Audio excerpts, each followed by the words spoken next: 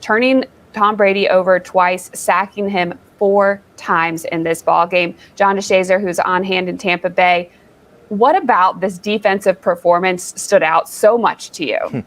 I'm just not sure where to begin. I don't think you'll see a better defensive performance at any point in time this season, or maybe for several seasons for the Saints. I mean, they seem to have some kind of antidote for Tom Brady. They sacked him 4 times in this one. The previous 3 regular season games, they got him 3 times apiece in those games. They've turned him over 9 times in the 4 games that they've seen him. It's just been a phenomenal look for the Saints to be able to just essentially dominate a team and an offense that's been really good. And I understand they had some injuries. Mike Evans leaves the game with a hamstring injury, and Chris Godwin leaves with a knee injury. But the Saints have been dealing with injuries all season long, so they're not, particularly going to be worried about what happened to Tampa Bay. You still have to go out and do the job, and they did a phenomenal job of it. They did what they seem to always be able to do against Tom Brady. They pressured him. They got him off his marks. They might have even rattled him a little bit. They got his receivers to drop a couple. They did a phenomenal job in the secondary in terms of breaking up passes and being in the right place at the right time. Just a phenomenal defensive performance.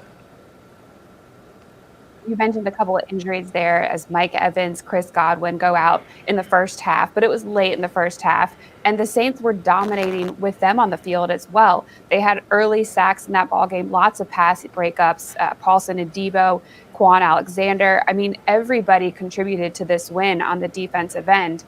I would say it's their most complete performance. How would you rate it? Oh, by far. I mean, because when you're talking about a shutout, a lot of things have to go right for you. A lot of things have to factor in. Tampa Bay got into the red zone.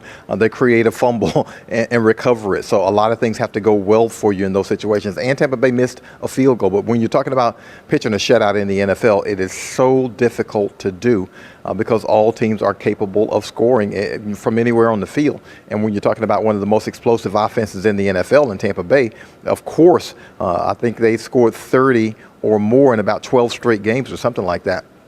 When you're able to get that team and shut them out completely, frustrate them, dominate them, take the ball away from them, rattle their quarterback, just really physically beat them up a little bit, it's a phenomenal thing to see in person. It was one of those games where you kept waiting to see if Tampa Bay would be able to break through. You kept waiting to see if the Saints defense would be able to sustain, and one unit simply overpowered the other, and that was the Saints defense overpowering Tampa Bay's offense. Couple things that you mentioned there. The Bucs, they are the #1 scoring offense in the NFL, and no team has ever been held scoreless or shut out this late in an NFL season as the #1 scoring offense. So just an incredible effort by the defense. And as the game went on, you did kind of sit there and think, all right, Tom Brady's going to break this one open. He's a great quarterback. This is what he does. And then there was the forced fumble and the recovery by the Saints, and then the interception. They just continued to bring it. The energy that the defense played with, did it have anything to do with the fact that defensive coordinator Dennis Allen was stepping in and acting as the head coach in Sean Payton's place? Well, I'm sure it did. I mean, they wanted to make their guy look good, but Dennis Allen put together a great plan for his defense. They know how to defend Tampa Bay. Don't ask me why or how, but this team has a recipe for Tampa Bay. Not every team can copy it because not every team has the athletes and the defenders that the Saints have, whether you're talking about Quan Alexander or Marshawn Lattimore or Paulson Debo. You saw Chauncey Gardner Johnson. You saw Cam Jordan with a couple of sacks. You saw Marcus Davenport get a sack. David Onyemata. Just they have the guys who are able to really give Tampa Bay fits. We've seen it in these 4 regular season games. And, yeah, they did obviously not win the playoff game, but the 4 regular season games, the Saints have, in a lot of ways, dominated Tampa Bay. Dennis Allen puts together a plan that works well for the personnel he has. He understands who he has on defense and what the strengths are, and they're able to play to them against Tampa Bay. We heard Malcolm Jenkins say it last week. The Saints match up well defensively on paper against this team.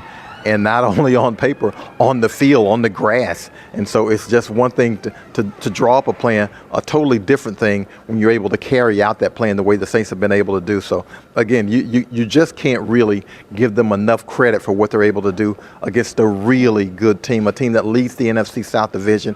But the Saints are the 4-time champs in this division, and they might not win it this year, but they certainly have the number of the team that is #1 in the division. Tom Brady has never lost 4 consecutive games to the same opponent in his career, and he has now done that as the Saints have gotten him both of the regular season matchups last year and this year. Last year, it was a 38-3 loss, the worst of his career. They did rebound and they were able to win the Super Bowl after that one. We'll see how things change for Tampa Bay going forward. They weren't able to clinch the NFC South because of this loss. And then the Saints, now they improved to 7-7. They're starting to climb the ranks here. Their playoff hopes are looking brighter. Yeah, I mean, until they're extinguished, they're always going to be a chance. And, one of the things the Saints have been saying is, hey, we need to see if we can win out. Well, they put themselves in the position to win out. You've certainly got to be able to take care of it one at a time. And now we've got Dennis Allen coming to the podium. Take a listen to the acting head coach, Dennis Allen. All right, guys. So, obviously, big win for us. I thought our guys went out and played extremely hard. We said going into this game that we had to, play with a great effort and a great energy against a really good football team. I think we did that. We protected the football. We did a pretty good job in terms of playing the field position game. And I thought defensively, I thought we were really good. So. With that, I'll take any questions that you guys have. Yeah, you can start us off. Yeah, one of the lessons is you guys would get Cam and Davenport on the same side of the line. What kind of advantage does that give you when you get those two guys rushing off the same side? You're just trying to see what they're going to do in terms of the protection, and hopefully you can create some one-on-ones and doing some things like that. But look, this wasn't about scheme.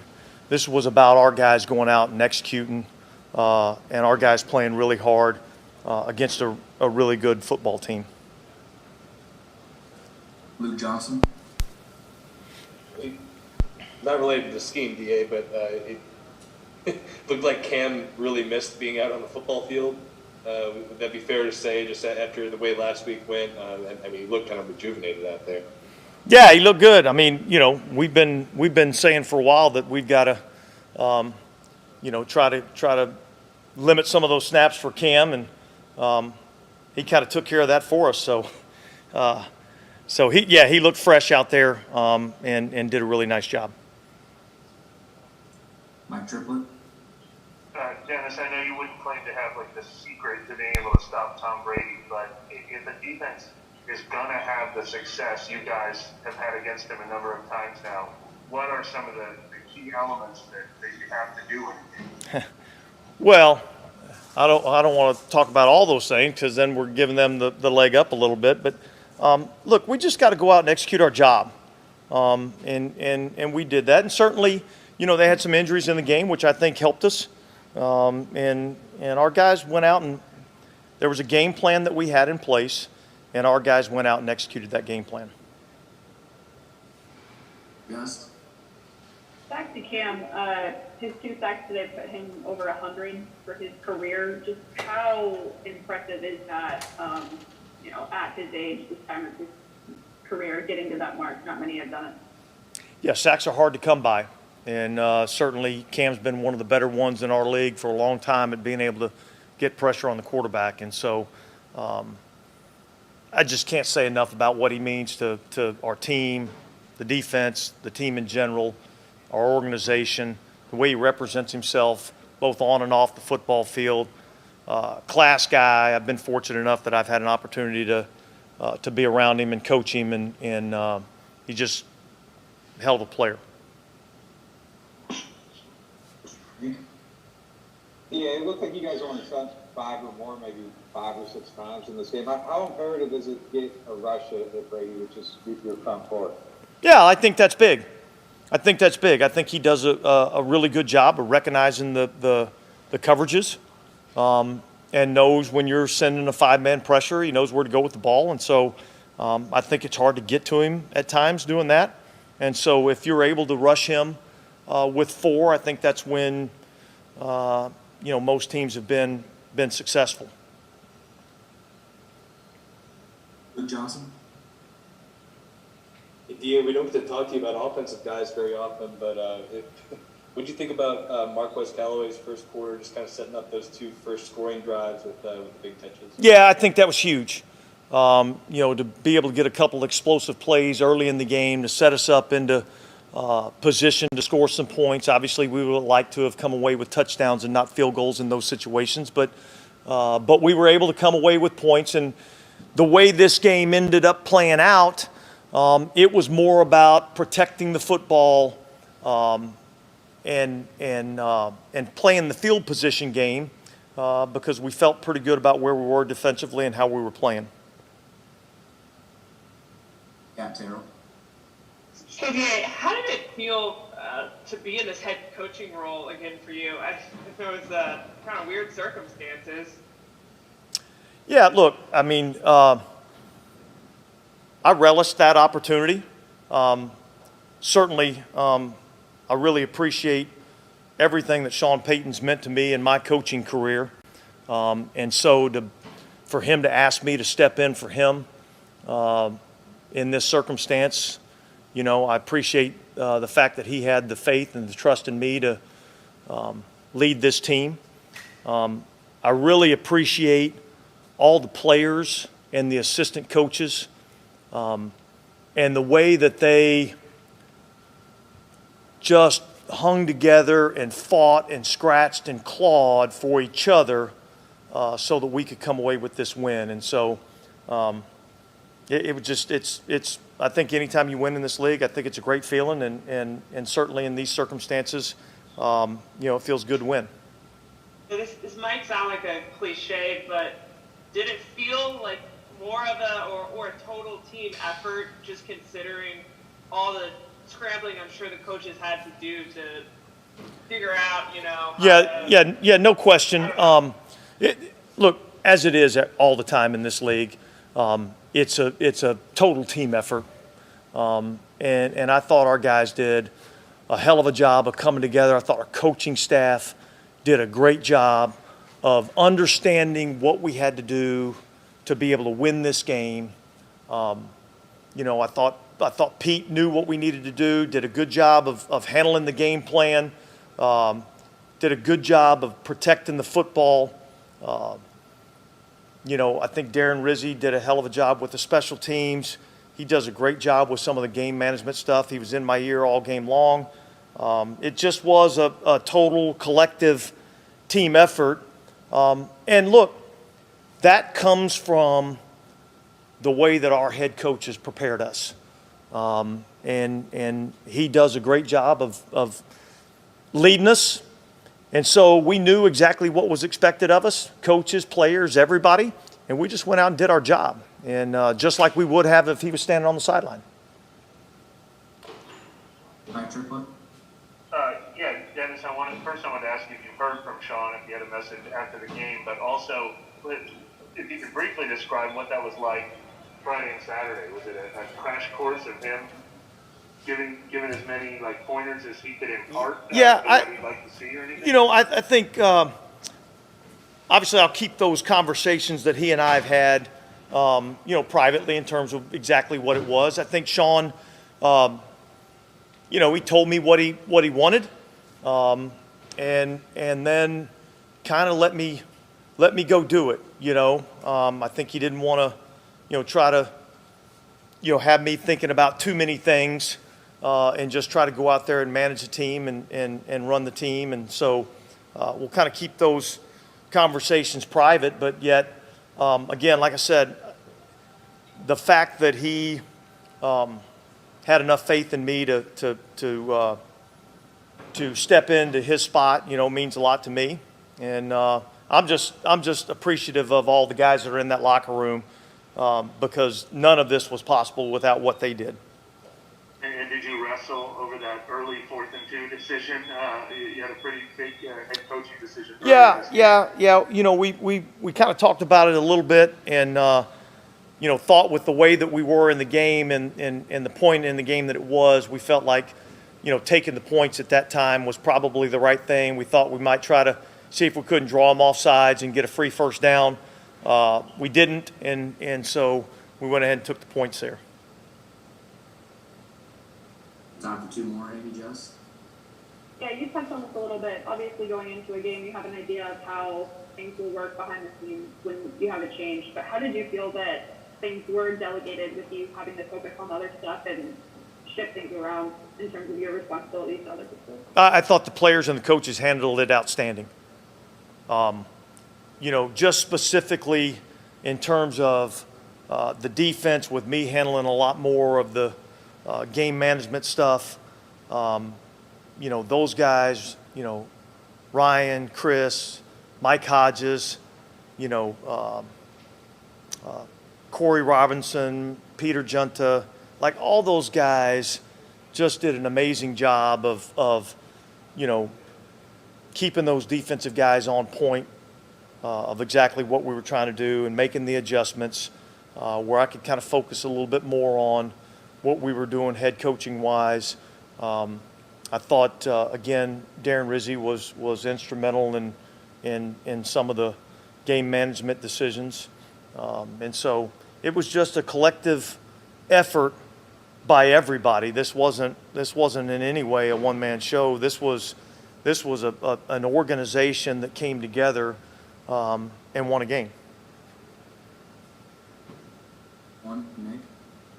DA, how impactful is it just having a healthy Marcus Davenport on the line, especially in the game where you are trying to get pressure with that front four? Yeah, look, I think Marcus has probably been one of our, if not the most disruptive defensive player that we've had when he's been healthy and when he's been out there. And so, it means a lot to have him out there. And I think the other players around him benefit from having his athleticism and his ability to disrupt the offense out there with him. Okay, guys, I appreciate it. Thanks a lot.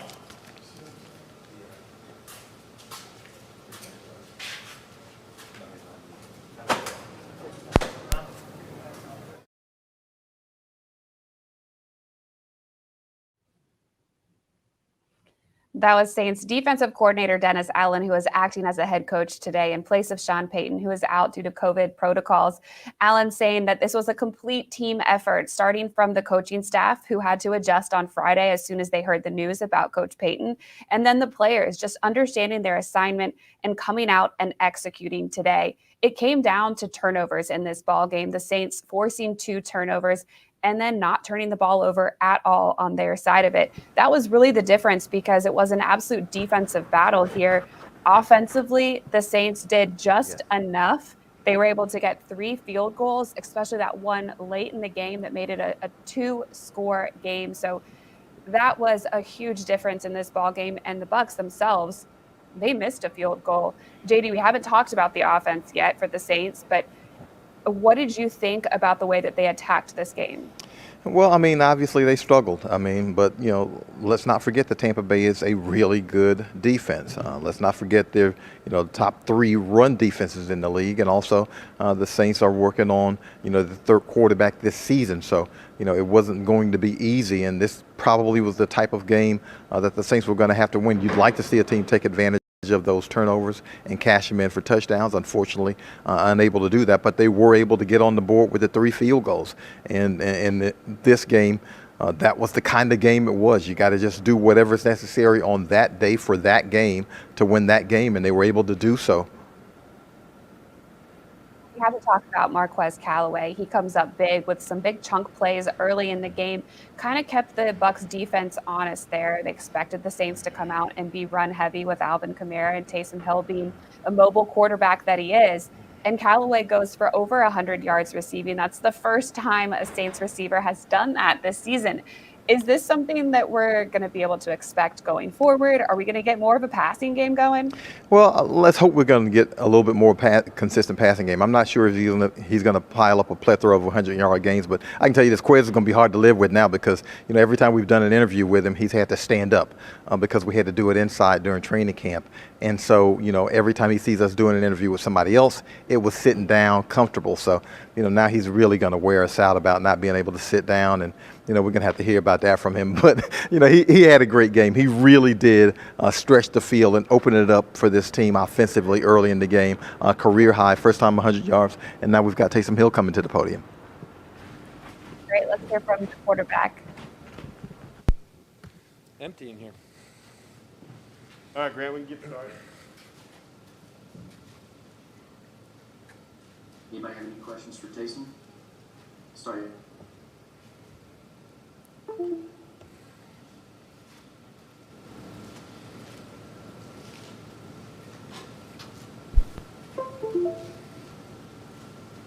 You guys are going to make it quick and easy on me today.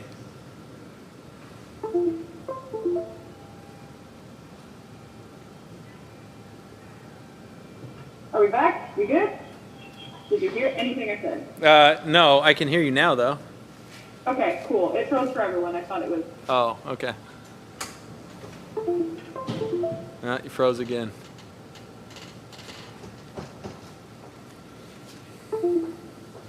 It's freezing.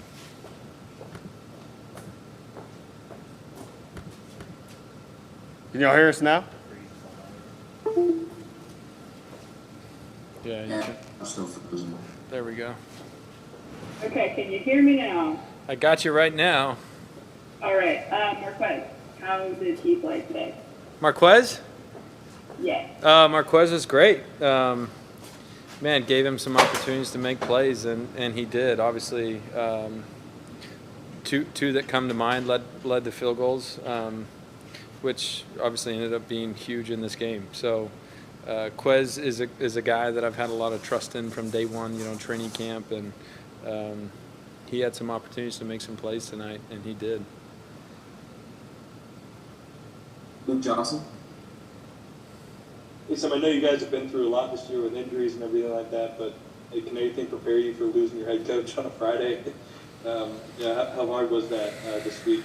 Even if you guys had all that experience of being independent. Yeah, yeah. Obviously, it's tough. As you mentioned, we've had injuries up front and all over our team, but really the thing that's been constant this year has been our staff, and Sean has been such a great leader for us for a very long time here. So that was tough to lose Sean. I remember he called me, I guess it was Friday night, and I think he quoted P.T. Barnum and said the show must go on. But yeah, I think it obviously created opportunities for Pete to step up and call the game, and Coach Allen to step in and fulfill that role. And man, those guys were locked and loaded and ready to go.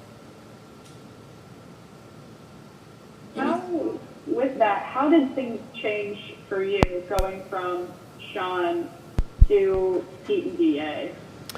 Honestly, I didn't feel like it changed all that much. I spent a lot of time with Pete in meetings, and so the comfort level of him calling games was really high. He's called games in the preseasons that I played in, so this wasn't the first time I'm hearing his voice in the headset. And I think, again, Pete sits in all of our meeting rooms, and so there's an open dialogue there, and I felt like it was a pretty smooth transition there, and I felt like, again, DA stepped in and did a great job to lead the team. He made the right calls at the right time in terms of the situation, and I know Rizzy stepped in as well, and he was really tuned into the situations, and, man, we managed all of those very well.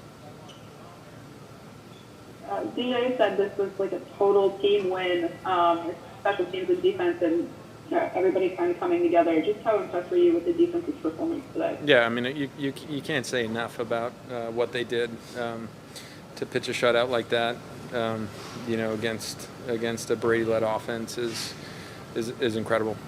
So I can't say enough good things. I think part of our play calling, all of that was reflective of how well they were playing and how much confidence we had in them, and man, they played incredibly well. Nick.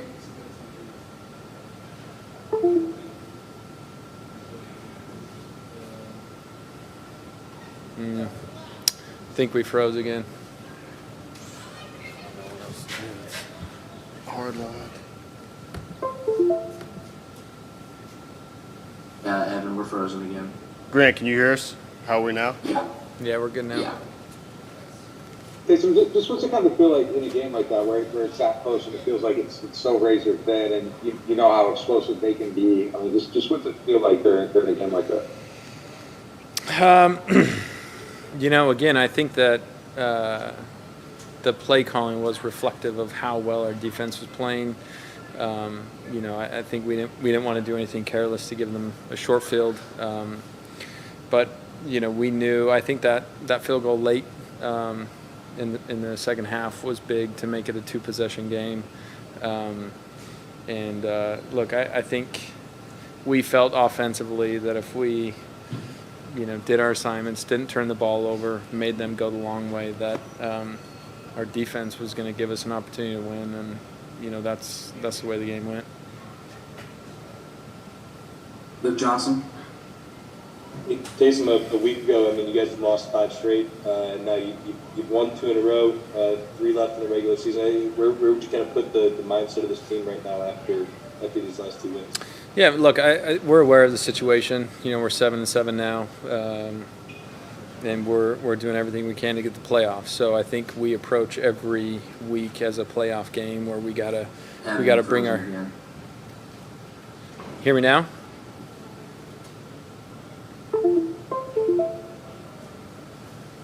Dang. Can you hear me now? Yeah. Got it? Okay. I don't know what you guys heard, but I was just talking about we have to approach every game like it's a playoff game. We're aware of the situation and what's in front of us, and we're going to continue to battle to do everything we can to get in the playoffs.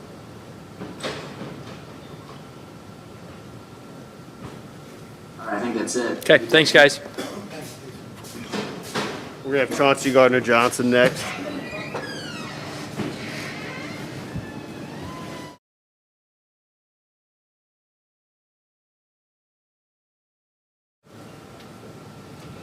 Amy, you can start. So you found another baby goat today.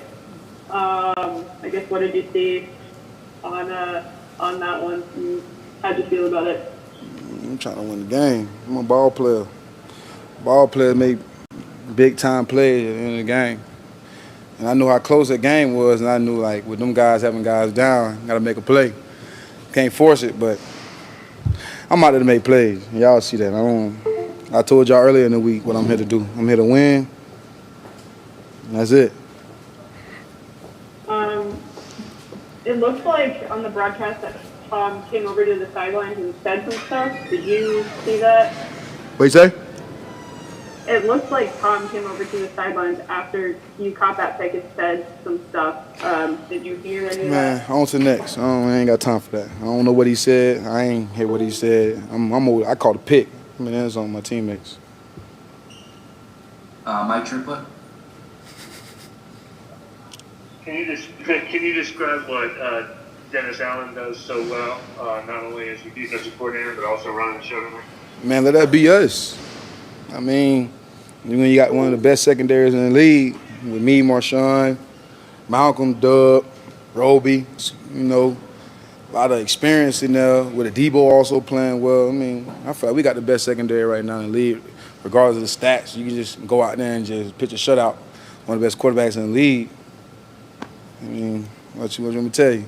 I feel like DA just put us in position to go out there and be ball players, and we appreciate him for doing that. And we love what we do.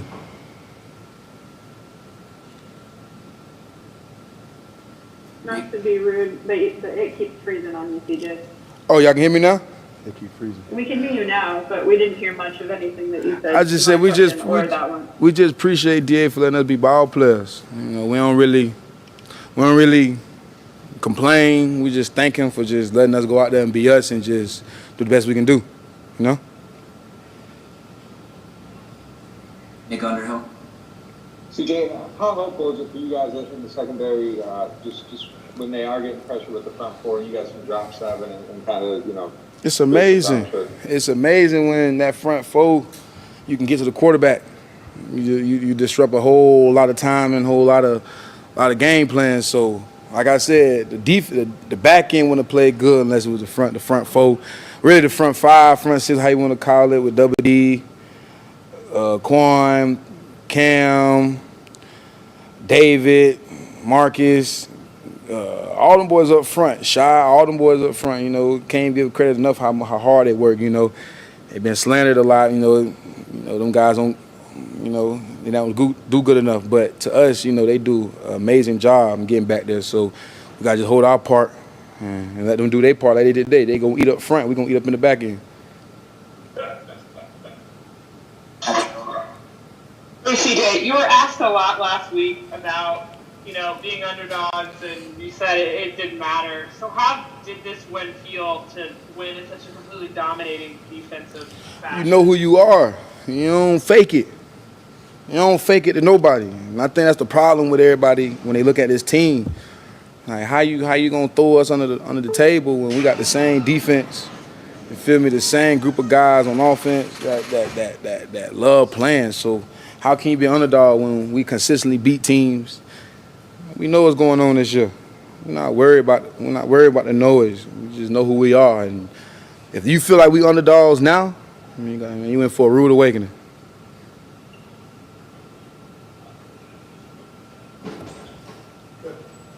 That's it? It cut off. Yeah, we're having some issues. Right. Thank you. All right, y'all. Thank you.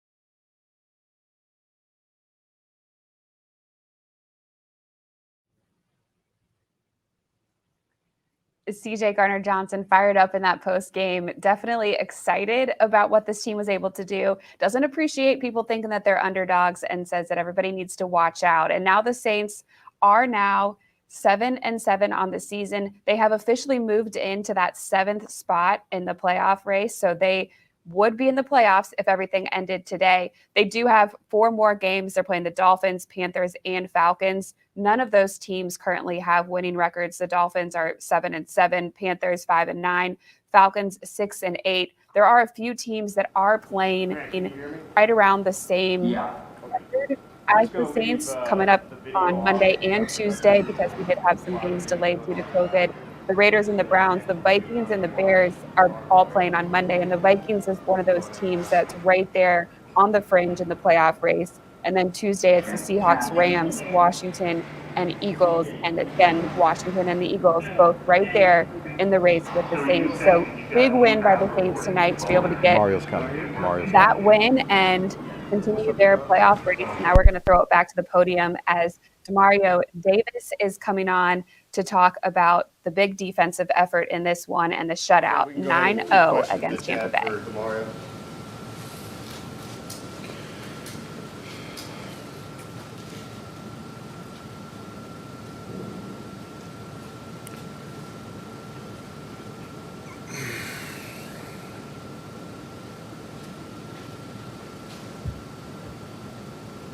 Mike, can you hear us?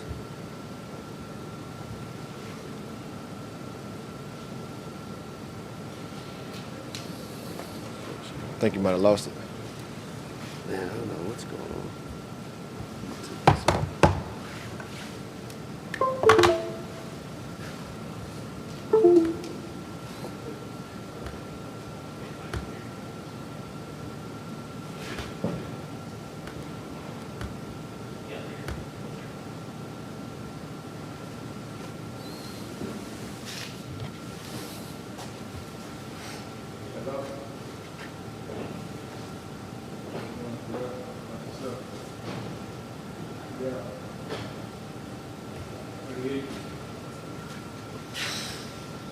All right, let's try the Wi-Fi.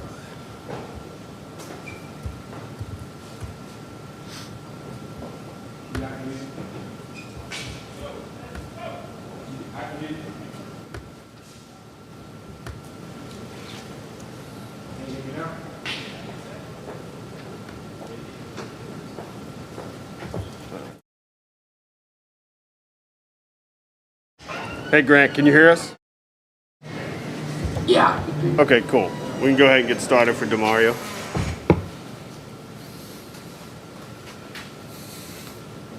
Hey, Demario, what is it that you guys do against this team that makes you so successful? I'm sure you kind of recognize that, like what you guys are doing against the Bucs.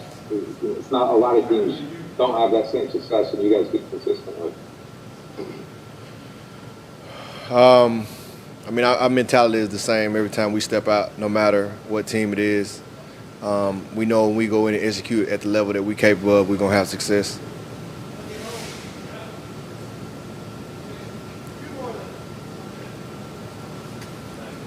Mike Triplett. Demario, did you guys do anything to recognize DA after the game? Like, did somebody take it upon themselves to give him a game ball or anything? And can you describe what he does so well? Yeah, I thought about doing that. He gave a game ball to everybody on the team, just congratulating the win. I wanted to give him a game ball, but I didn't want to step outside of my job responsibilities. So, but he definitely deserved it. Just a great leader. He took his leadership to the next notch. You know, it's a next man up league. You know, when Sean went down, he stepped up, did a phenomenal job, just pretty much being the same guy and extending himself outside our room to the entire team. And, you know, made sure that we were locked in on the game plan that Sean had put in place for us, and made sure that, you know, that team knew the importance of coming in and executing it. So, yeah, he did a great job. Amy. Yeah, in a game as close as it was, you know, all game long, just how much pride do you take in the defense's performance today? I thought it was a solid performance. You know, our mentality, this is what we're supposed to do.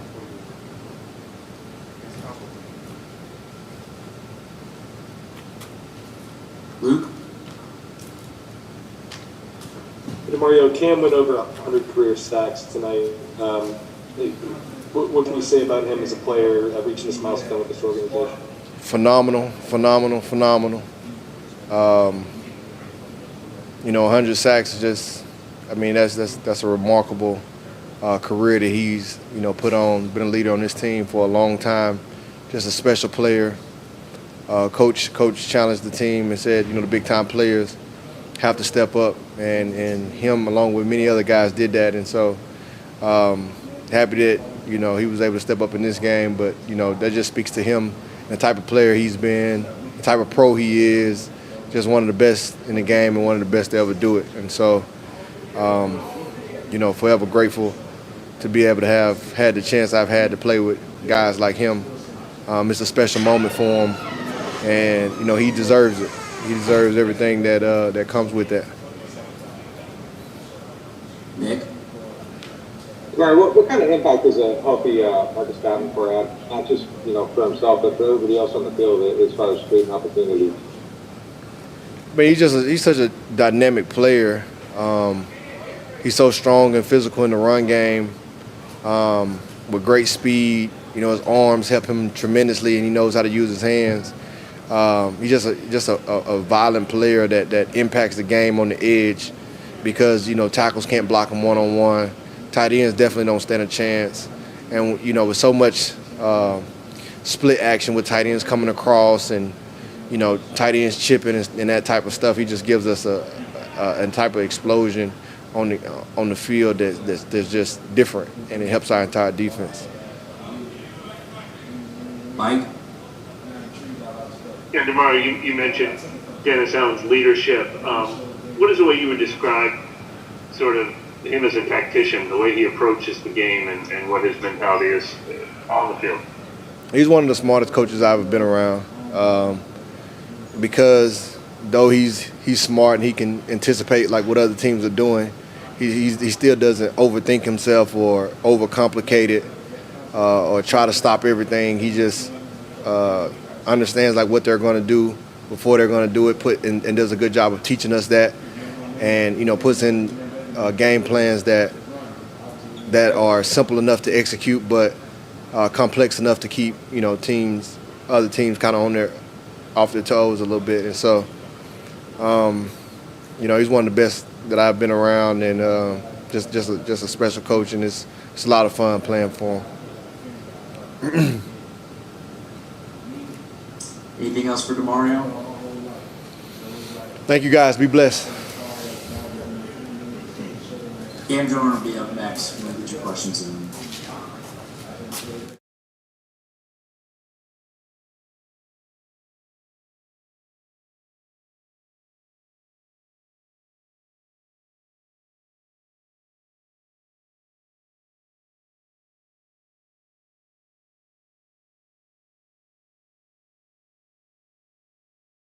To defensive end Cameron Jordan, who returned after sitting one game because of COVID and had an absolutely phenomenal game. He recorded his 100th sack in today's game, and that joins not very many. He is second now in the franchise record. Ricky Jackson has 115. So just a really great hallmark for him to reach because he has put so much into this team over his many seasons. John? Yeah, I mean, 100.5 now. He's a guy who's been on the cusp of that. There are only 3 sets of players who've had 100 sacks in their careers for the same team. He and Ricky Jackson being the ones for the Saints. He's the 38th player in NFL history to have 100 sacks for his career. Just a phenomenal way for him to come back.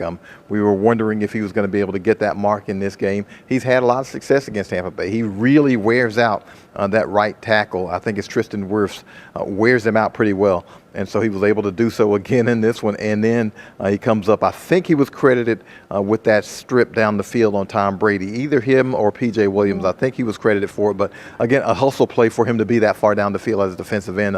He's just one of those guys who his motor never stops. He just continues to pursue. And even though he probably hadn't statistically had the season he wants to have, he comes up huge in this game that the Saints need. Yeah, Brady was sacked 4 times in this game, 2 of them by Cameron Jordan, all on third downs. And that's just the first time since 2002 that Tom Brady's been sacked 4 times, all coming on third downs. And that's the most that he's ever had it happen. It ties his career record there. Not a great record that you want to have. However, it's great for the Saints. They definitely have Brady's number, and it was shown several times different ways. You mentioned the forced fumble by Cameron Jordan that was recovered by Marshawn Lattimore. And then, of course, the interception by C.J. Gardner-Johnson in the fourth quarter really sealed this game win. Overall defensive effort was huge in this one. And now going forward, anything that you saw in this game, maybe not on the defensive side because that was pretty solid, but offensively that the Saints need to work on? Well, I mean, you just want to be more solid offensively. I mean, from the first quarters, from there till the fourth quarter, it really got stagnant in the middle. They just couldn't get together a sustained drive. Now, again, that has something to do with Tampa Bay's defense. Let's not forget Tampa Bay has a really good defense, but they want to be a lot more efficient in the passing game. I thought they had some big plays early, but they need to be able to complete some screen passes and some mid-range passes to where they're able to just sustain some drives, put some points on the board, keep the defense off the field a little bit more, give them a little bit more rest. Although in this game it seemed like they could have played till Tuesday and not given up a score, but you want to make sure that you balance it out. That's what football's all about, making sure you balance and complement. And so you want to be able to be a little bit more efficient offensively and get it going. Yeah, there were 4 straight 3-and-outs by the Saints offensively coming out of the break. Definitely need to get a little more juice on that side of the ball. Maybe the defense can share some of what they've had working on their side, because definitely feels like the juice is back defensively. And then going into the next game, I know we've had both of the tackles out for the offensive line. It's really hard to be able to establish your run game and get around on the outside without those 2. No problem. Oh, God dang, Optimus We Prime. will listen in here Took me now out. to Cameron Jordan, who is very Gave me animated as he walks superpowers. up to the podium. Cam, just how's it feel to get past 100 sacks? It feels amazing to win. It feels super to be a part of a defensive line that ended up with 4 sacks on Tom Brady. The fact that this was a byproduct that it happened in this game against a divisional opponent, I'm going to worry about that after the season. I'm trying to stick to my guns here about talking about accolades after the season. But it feels good. God has blessed me truly to not only be healthy, to play throughout the whole game, to play these last 11 years, to accumulate the amount of sacks that I have. And I mean, I first and foremost want to thank, Jesus Christ. I want to thank, the fam for being the foundation. And, Pops for giving me the bloodline to be able to put something like this together.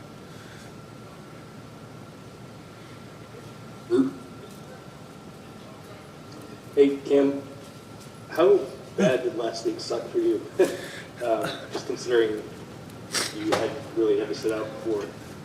Look, I avoided you guys all week for this. I wanted no parts to talk about how sick I felt about missing a game. I mean, I was just like this the whole week, like asymptomatic, didn't feel anything. I was like, I could play today. I got like a little bit of a light in the middle of the tunnel when I saw a negative in the middle of the week. I was like, I'm coming back. Ain't no way I'm not missing a game. And then I missed a game. So Sunday I was sick to my stomach, almost didn't watch the game, and I was like, who would I be if I didn't watch the game? And I felt like a D coordinator. I was out there calling calls. I was out there. I made a big old 7-layer bean dip. Put my kids on. They never had that, so they were excited. It was great to be with the family while watching the game.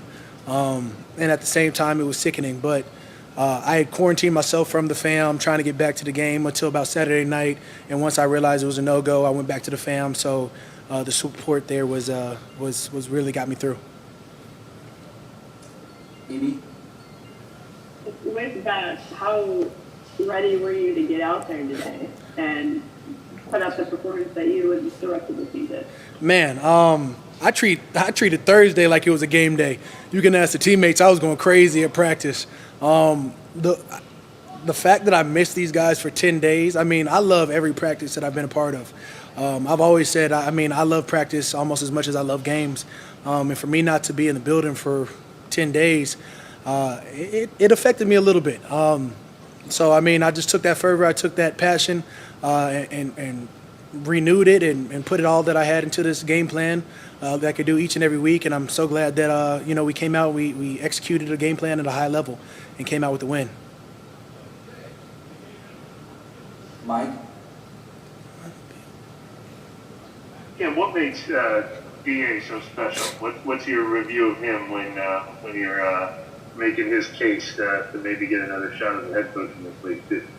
I don't know. Is he allowed to leave? I'm gonna do the opposite. What can I say bad about him? I'm not helping him leave. But no, when you think about what he's able to do with the X's and O's, because God knows I don't know everything that happens behind me. I rely on guys to be exactly who they are. But we talk about Dennis Allen and what he brings to our defense. He brings that edge, that he's poised. He loves blitzing quarterbacks, and I love rushing 4D linemen on. So we have some conflict there. But is that a negative? That means he has to stay with us, right? I'm not helping you guys get him to another job. What does he do so well against Tom Brady and this Bucs team in particular? What do you like about your game plan that's been so effective against them the last couple weeks? Man, did you see, Marcus slid down to a 3, David Onyemata was in there, Carl Granderson came in. Can I bring in another defensive lineman? I would take Jalen. If it was me, I'd put a 7D line front out there. 8. But that's probably why I'm not a D coordinator and Dennis Allen is. What he's able to do is with the multiple looks that we gave out this game, it gave him some fits. I slid in and played a 3 for a couple snaps. Marcus did. just that multiple front, that ability to switch it up, really I think helped affect our rush. Nick? And just following up on that, how key is it to be able to get that pressure without sending a bunch of guys against Brady and the Bucs? That was the key, Nick. As we all know, Tom Brady has one of the fastest releases. To try and affect him to get him off the spot is a task in itself, and I think we did that, and that's what put us in position to be poised to make the run that we did this game. Hey, Cam, I just wanted to clarify something. You said you tested negative at one point, and then did you test positive after that? Yeah, I never. The protocol at the time was 2 negatives in a row, right? I got 1 and had hope, and then it came back positive the next day. Right? It was like Tuesday or Wednesday or something like that, the third day or something. I got a negative, and I was like, oh, there's a chance. And then I got a positive negative. It was weird. I don't know. I just, I follow protocols. Now I don't think there is protocols. They've been washed away apparently. Is that good for us? The NFLPA agreed to this, right? NFL made this. Yeah, this is beyond me. I'm a default to Malcolm Jenkins with this protocol. I just had to clarify that I hadn't heard of that actually happening to someone, so that just seems like... Me neither, Kat! I was like, wait, so he thought he could play, and then he didn't get to play. No, I hoped I could play. I didn't think I could play. There was a hope, and then that hope got deflated, and I had to wait my 10 days. Amy, you are the last question. Make it good. What? You are the last question. Just do it. Oh, okay. I haven't heard that before. Come on, Cam. The original. If it's alive, I gotta go get it. Okay. On your fourth fumble on Tom Brady, what did you see? Closing speed on him. He wasn't moving too horribly fast. No, I mean everybody knows. The play roll out. Everybody knows Tom is a scrambler. So when he goes, we have to be able to get after him. And I mean that's just it. We made him that uncomfortable in the pocket that he tried to get out. I mean Marcus, I thought he had him dead to rights, and again scrambler Tom took off, and we were able to make a play and get off the field, and we put our offense back on the field, put ourselves in a great position to make a run at this game where we ended up 9-0. Who would have thought that would have been the end score of the game? We go into the fourth quarter and we're all rallying. Look, we're up 6-0. If they don't score, we win. And who would have thought that we would put another 3 points on the board and finish the game the way we did? Yeah, the Tom Brady offense scoring 0 points doesn't have a great offense. No doubt. You're talking about Gronkowski, Mike Evans, Chris Godwin, Cameron Brate, Leonard Fournette, Aaron Jones, the Tom Brady. They have endless weapons, and we still came out with the win. Our fourth regular season win. Now again, we play them again. We know it means that much more to us. We got to go ahead and beat them next time we see them. And that's it. God bless. You guys take it easy. I'm out of here. Jonathan, what do you want? congratulations, Jim. Appreciate it, guys. Thank you.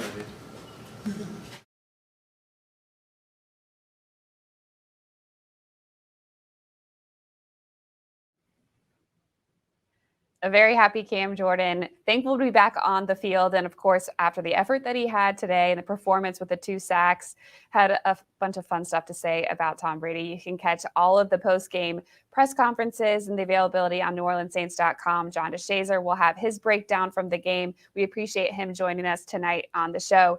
Coming up next for the Saints is a matchup against the Miami Dolphins. It is a Monday night matchup, 7:15, so Monday, the 27th of December.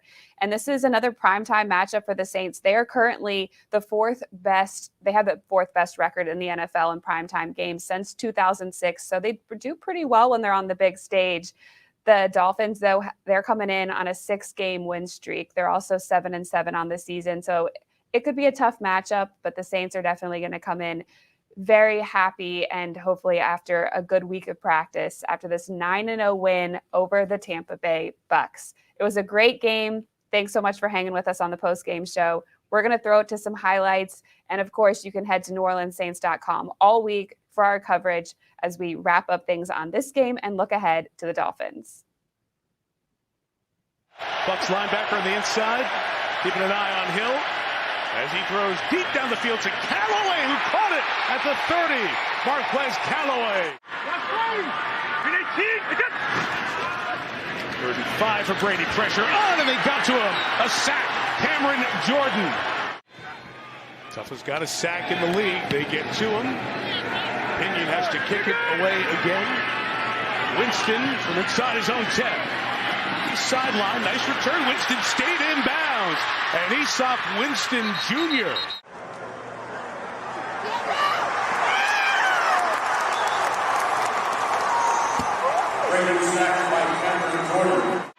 The defense has been on the field a lot. 15 more plays. Brady, pressure, gets out. He's going to run for it again. Jordan forced the fumble, and the Saints recover with Lattimore. totally orchestrating. Brady in trouble, tries to get away, cannot. Sacked for the third time in the half.